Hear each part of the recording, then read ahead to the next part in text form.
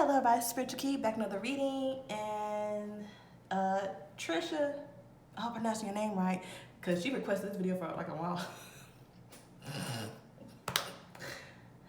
Bitch. That's okay. She requested, baby. This is gonna be what's his name?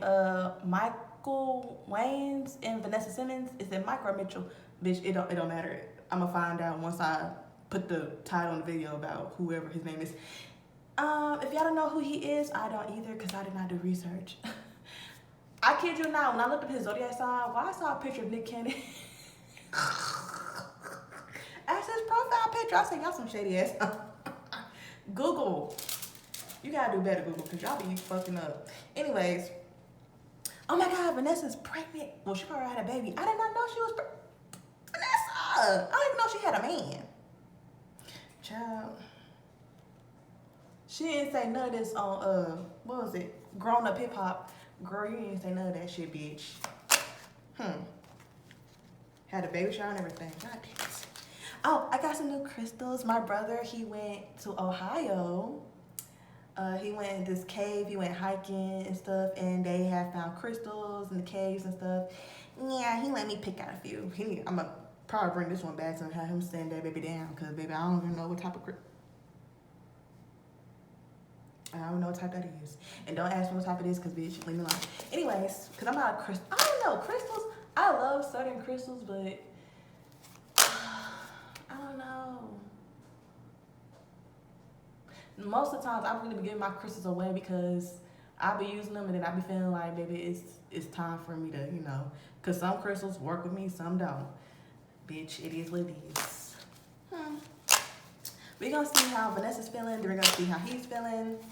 He is an Aries and Vanessa is a Leo. I wonder how that works. And we're going to pull some love tarot cards just, you know, to see where they're at. All right, so let's see how Vanessa feels. How is Vanessa feeling? How is Vanessa Simmons feeling?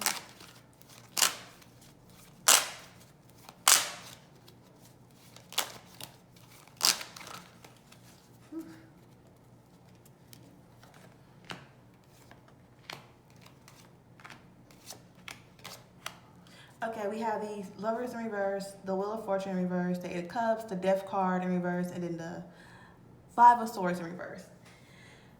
Okay, so Cups represents the water sign, the zodiac sign, how we deal with things emotionally, and then we have Swords representing the air signs and the zodiac sign, and how we deal with things mentally. So the Lovers in reverse, it can mean a lot of things, but one of the two things that it can mean, it could talk about disharmony, and also it could talk about self-love. The Wheel of Fortune in reverse, it could talk about resisting change, breaking cycles. We have the Eight of Cups. It could talk about being disappointed and withdrawing yourself from a situation and walking away for what does not resonate with you, walking away from. And then we have the Death card in reverse.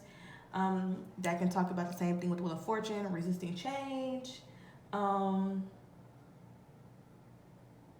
having a personal change within self, right? A personal transformation. And then we have the Five of Swords that can talk about, in reverse, it can talk about coming together. It can talk about resentment, past regret. It can also talk about reconciling and making amends.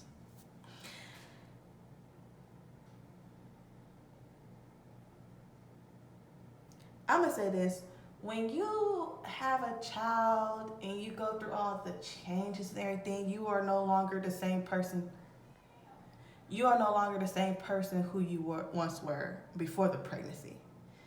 Okay, you are carrying a whole human being, and you just gave birth to a whole human being. A lot of things is changing. A lot of hormones are switching up and changing.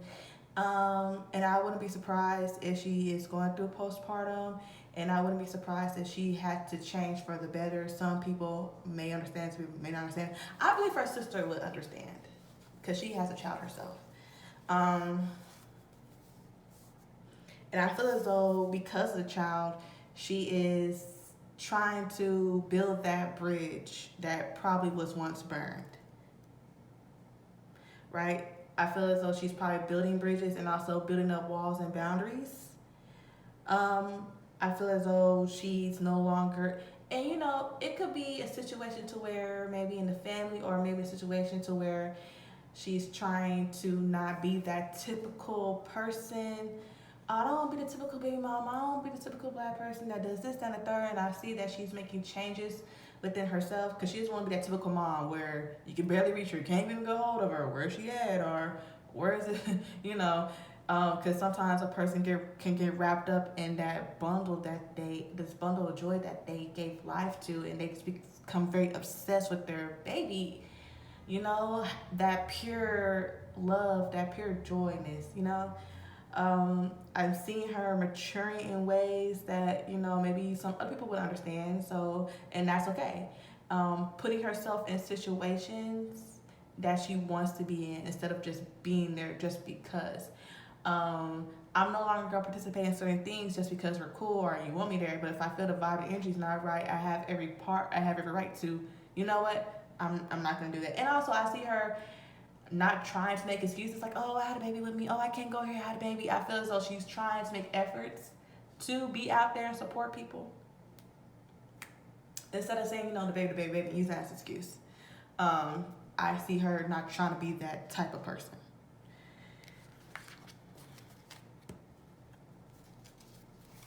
Okay.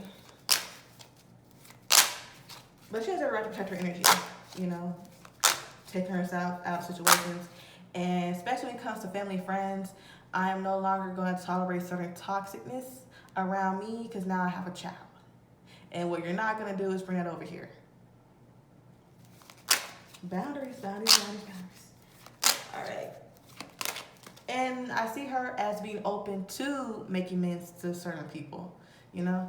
Being a mom and kind of looking at things differently, it's kind of like, oh, okay, I see it now. Oh, okay, well, I get it now, you know? Sometimes when a person gives birth and they become a mom, it changes something and they become more sympathetic. So we're gonna see if, that's it, that right? Bitch, I ain't no teacher hoe, fuck y'all. So let me see, how is he doing?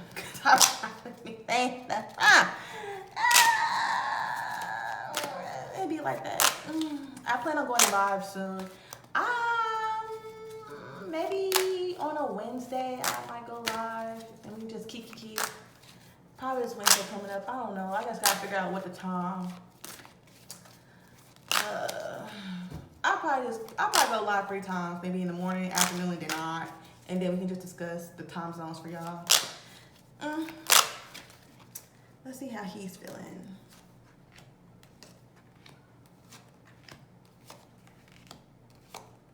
Child, everybody cars coming in reverse. Okay, so the Knight of Cups is in reverse. The Six of Swords in reverse. The Empress is in reverse. The Knight of Pentacles in reverse. And the Four of Cups is in reverse. Okay, so the Knight of Cups in reverse, it could talk about someone overreacting or having like not overreacting, but having an over imagination. Like their imagination works overtime. They really be in their head a lot. They're thinking about too much, and it can tap into their emotions and have them feeling some type of way. And it can also talk about being unrealistic and also being moody. The Six of Swords in reverse, it could talk about having a personal transformation. And it can also talk about resisting change. You see somebody trying to go against the current in the water. And then we have the Empress. The Empress, to me, it talk about somebody can be overbearing, a person that can be really clingy. Maybe somebody can be really into themselves and not really realize certain things that's going on. And then we have the Knight of Pentacles in reverse. That can talk about having some self-discipline and also feeling stuck and struggling. And the Four of Cups in reverse can talk about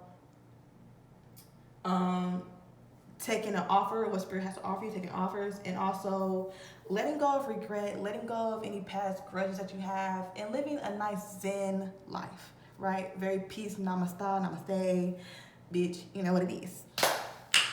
Okay, so swords, did I already talk about what stuff means, right?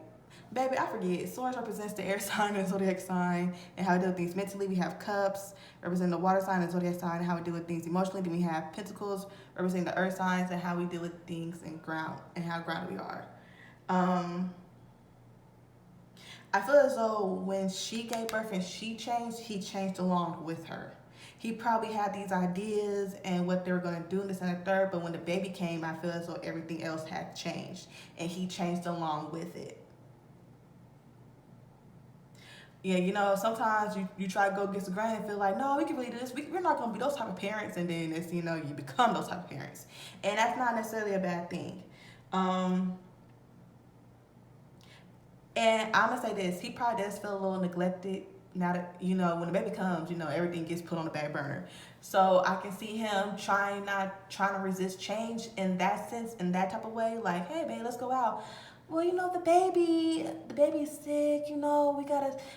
Understandable, but then it's kind of like, well, you know, I don't really feel comfortable leaving the baby with other, and it's kind of like, well, damn, bitch, you know, when I say bitch, it's a nice bitch, you know what I'm saying? It don't mean no harm, girl. When I say bitch, it's a nice bitch. When I say bitch, you know what I'm saying? I ain't trying to be, you know, it's a nice bitch when I say it. When you're going through stuff like that, it's kind of like, okay, damn, what about me? And feeling stuck in a sense like, well, I need that love too. And her being overbearing and protecting her child, that's the mother instinct, mother bear. It's understandable, but at the same time, I'm your man.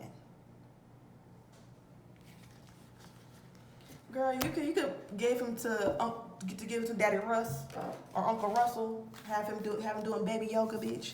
You baby, spend some time with your man. If that shit's still together. Are they still together? Baby, I grabbed a bomb bag. Let me grab the Okay, let's see how their marriage is doing. Or if are they married? Girl, you know I don't do research. Even though I do say I'm gonna do research, baby, you know I'm lying. Girl, I be fabricating sometimes. It be like that. Let's see how they're doing romantically. How are they doing in their relationship? How are they? How are they doing in their relationship?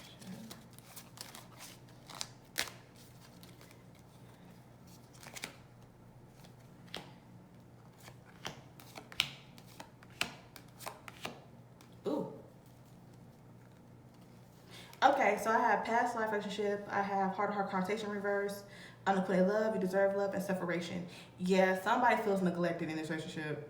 They have not been communicating properly. I would suggest family counseling. So that way you can see and understand. Like somebody is feeling as though they're not being attended to. And then let your friends help, make an effort, finance, career, keep an open mind. So it could be a separation, but hopefully the separation, it just seems like it's temporary. They have to be willing to make this effort and make it work. They have to be willing to do it.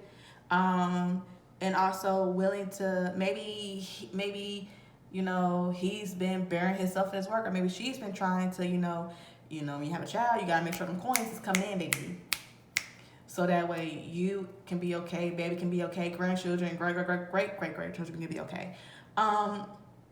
They just both have to put aside and clear their schedule to make this work. And keep an open mind and be optimistic about it.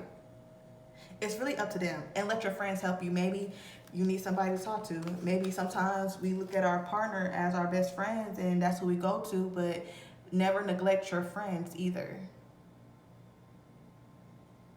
And sometimes, you know, which why I understand and see why Vanessa's like, I'm willing to rebuild those bridges that I once had with former friends and former family members, because now I need somebody to talk to and lean on. And there's nothing wrong with that. All right, thank you for watching. That's the end of this video.